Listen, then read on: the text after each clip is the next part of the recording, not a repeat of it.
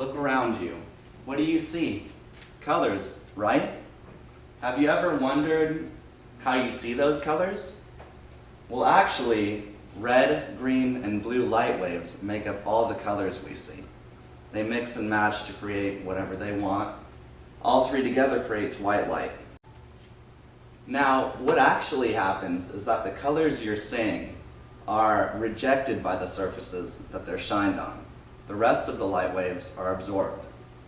So, now that we've scratched the surface of this topic, let's get a little more specific with something like thin film interference. Now, what is thin film interference? Well, I think we've all seen it. When you're doing the dishes and you see the colors reflecting off of soap bubbles, you've seen thin film interference.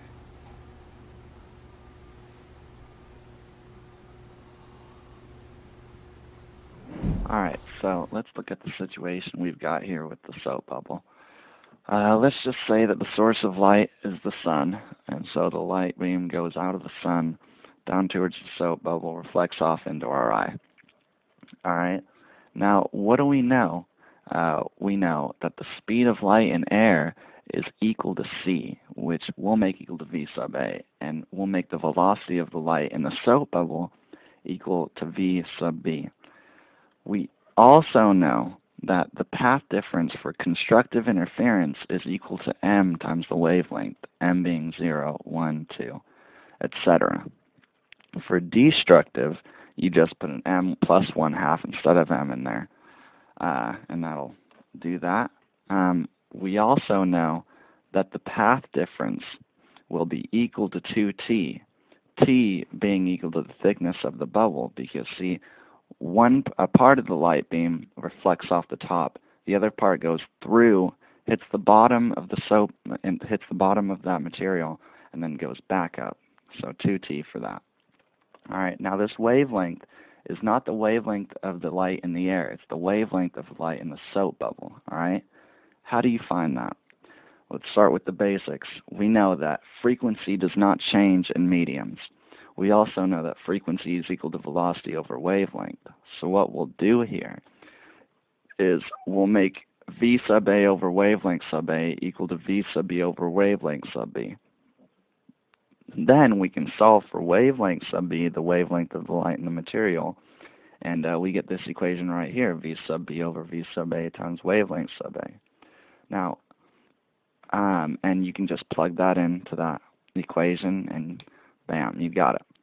Now what if we get the index of refraction instead of velocity? Well, it's a little annoying, but we can do that. So what we've got here, what we know is that the index of refraction is equal to the speed of light in air over the speed of light in the medium, and we'll make that equal to c over v sub b. Thus, we know that n sub a, the index of refraction of the first material, is c over v sub a. So we know v sub a is equal to c over n sub a. And likewise, v sub b is equal to c over v sub... no. That should be an n sub b. Let's fix that really quickly. Scratch that out. Alright, there we go. There we go. Now we've got it. Alright, we can plug those into that equation up there and it'll work just as well. Now, we'll plug those values for the velocities into the equation we have above, and what we get is we get n sub a over n sub b times the wavelength of a. Alright? So that fixes that problem, and you can use the index of refraction just as well as you can use the velocities. Alright? And you can plug either of those into the top equation that we have, and they'll work equally as well. Now, we can make a major equation out of this, finally. Our last step will be to make this equation. So now that we know all the variables, we can say that the path length is equal to 2t, which is equal to m times v sub b over v sub a times the wavelength sub a, or m times n sub a over n sub b, all of that multiplied by the wavelength sub a for constructive interference, m being 0, 1, 2, etc. Now, for destructive, all we have to do is put the the m plus 1/2 in front of all of that instead of just m, and that fixes that. We also know that the index of refraction in air is just 1, so that really actually simplifies things for us and makes it easy. And now that has pretty much thin film interference in a nutshell.